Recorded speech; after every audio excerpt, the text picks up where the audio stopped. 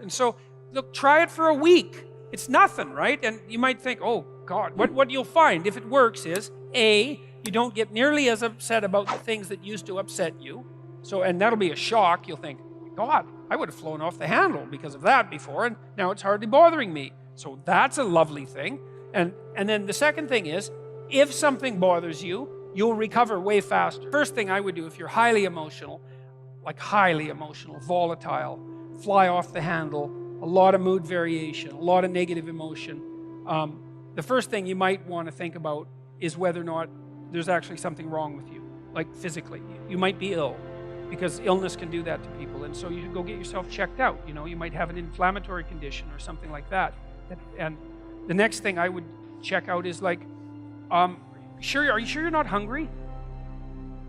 I'm dead serious about this. I mean, with many of my clients who've been anxious, like a lot of them, they come in and say, I'm so anxious. I had this one client, she'd come in and she'd say, God, you know, I'm so dead at the end of the day. I'm just wiped out. I've got no energy at all. All I can do is lay down. She was like 24. All I can do is lay down and watch like the same movie I watched the night before. Is that normal?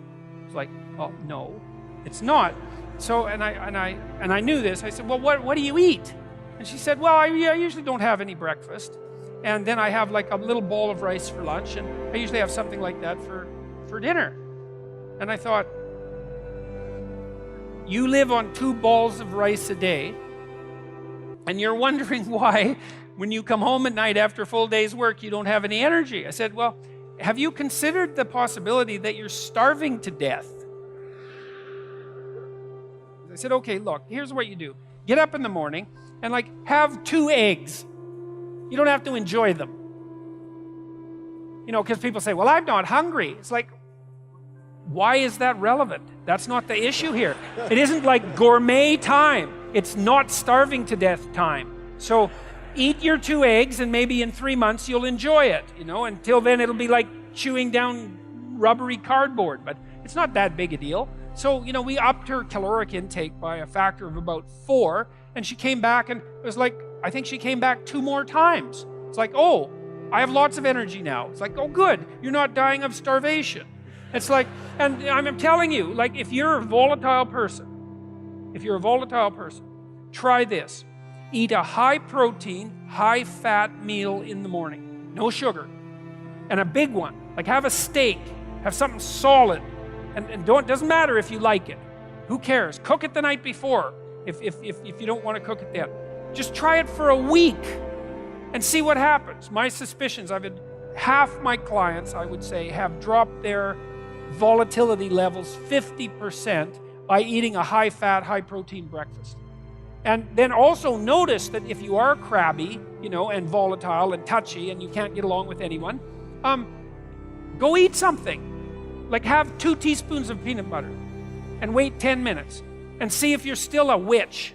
So for some people, and if you are a volatile person, like your blood sugar levels tend to move up and down more because you stress yourself out more. For some people, that really matters. And so, look, try it for a week. It's nothing, right? And you might think, oh, God, what you'll find, if it works, is A, you don't get nearly as upset about the things that used to upset you. So, and that'll be a shock. You'll think, God, I would have flown off the handle because of that before, and now it's hardly bothering me. So that's a lovely thing. And then the second thing is, if something bothers you, you'll recover way faster. And so that's a good start. And so try that. That's no harm. It's not going to hurt you. Try getting up at the same time every day.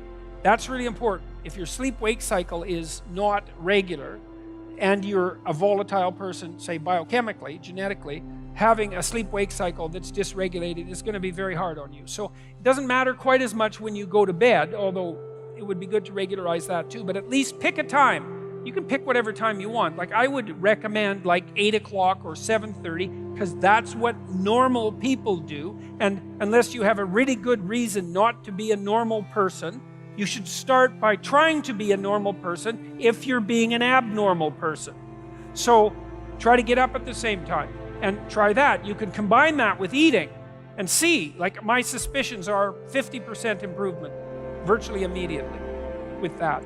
You know, there's lots of things you can try. Sleep, that might be number 1. Food, that's number 2. Number 3, talk to someone, a professional, if it's really out of hand, because what do you want to do? You want to suffer terribly for the next 10 years? And plus, if you do have a lot of excess negative emotion, it's really hard on you psychophysiologically because you produce a lot of stress hormones, and that makes you old. So it's dangerous physically as well. Having dysregulated negative emotion is no picnic, man, and it's really hard on the people around you as well.